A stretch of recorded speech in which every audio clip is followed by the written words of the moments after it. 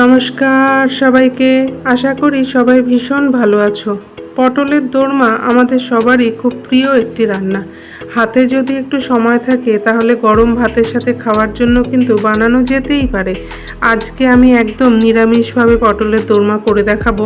পটলের ভেতর পুর ভরা থেকে শুরু করে গ্রেভি পর্যন্ত কিভাবে পারফেক্ট পটলের দোরমা বানানো যায় সবই থাকছে আমার এই ভিডিওতে, আর তার সাথে থাকছে আমার কিচেন টিপস। তাহলে আজকের রেসিপি হলো পটলের দোরমা।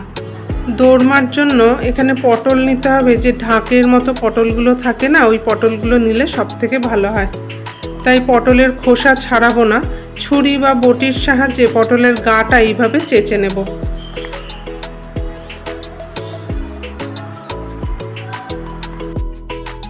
সব পটলের গাগুলো আমার চাচা হয়ে গেছে। এবার আগার দিক থেকে একটু বেশি করেই কেটে নেব। এগুলোকে কিন্তু ফেলে দেবো না, এগুলোকে যত্ন করে রেখে দেবো, একটু পরেই কাজে লাগবে। তারপর একটা চামচের পেছন দিক থেকে পটলের ভিতরের শাঁসটাকে একটু সাবধানে বের করে নিতে হবে।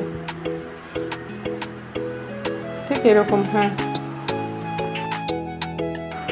এরপর পটলগুলোতে ভালো করে নুন আর হলুদ মাখিয়ে নেব।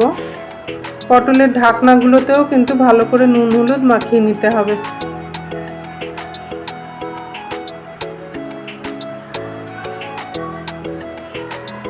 এমনকি পটলের ভেতরেও ভালো করে নুন আর হলুদ মাখাতে হবে।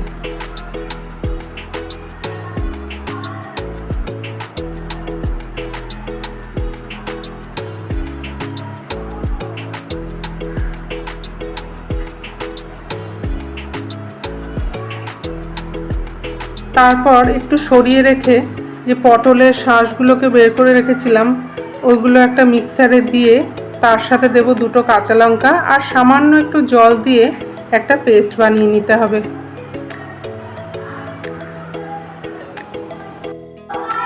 ঠিক এরকম পেস্ট বানাতে হবে।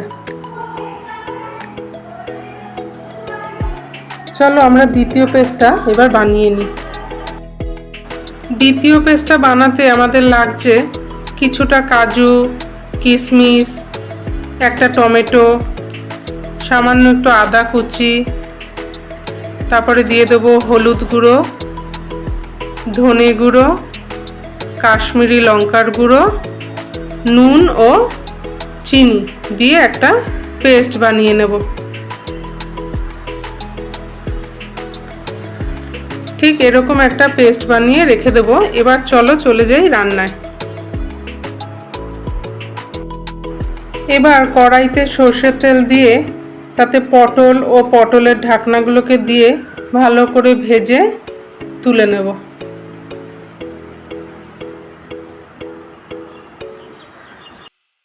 পটল ভাজা হয়ে গেলে ওই একই তেলে সাদা জিরে ফোড়ন দিয়ে পটলের দানার যে পেস্টটা করে রেখেছিলাম সেটা দিয়ে দেব।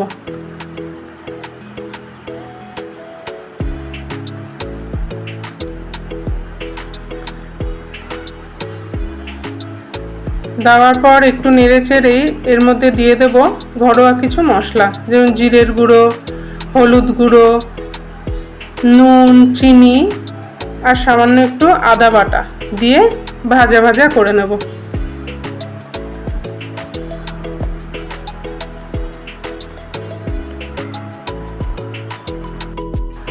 মশলা দিয়ে যখন এরকম তেল ছেড়ে দেবে সেই অবস্থায় দিয়ে দেব ছানা দিয়ে ভালো করে মিশিয়ে নেব।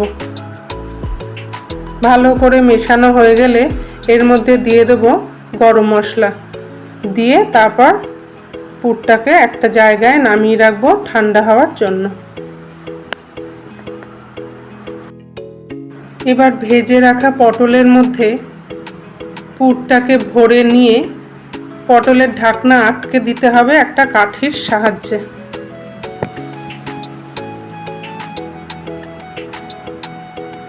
ঠিক এইভাবে বাকিগুলো ভরে নিই। চলো, পটলের পুর ভরা হয়ে গেছে, এবার গ্রেভি বানিয়ে নেব। চলো,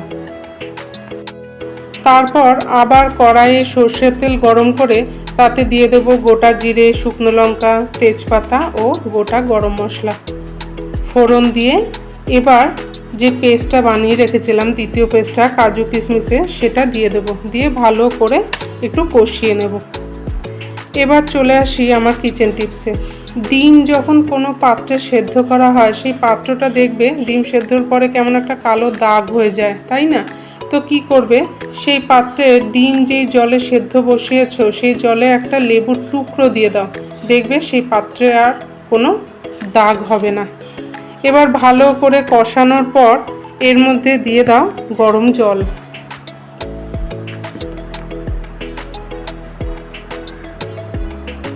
দিয়ে সব কিছু ভালো করে মিশিয়ে ঝোলটাকে ভালো করে ফোটাতে হবে। ঝোল ভালো মতো ফুটে গেলে এবার এই পুর ভরা পটলগুলো দিয়ে 3-4 মিনিট ফুটিয়ে গরম মশলা দিয়ে দিলেই তৈরি হয়ে যাবে আমাদের নিরামিষ পটলের দোরমা। এই পটলের দোরমা ডালের পুর দিয়েও খুব ভালো লাগে। আর একদিন তোমাদের আমিষ পটলের দোরমাও করে দেখাবো।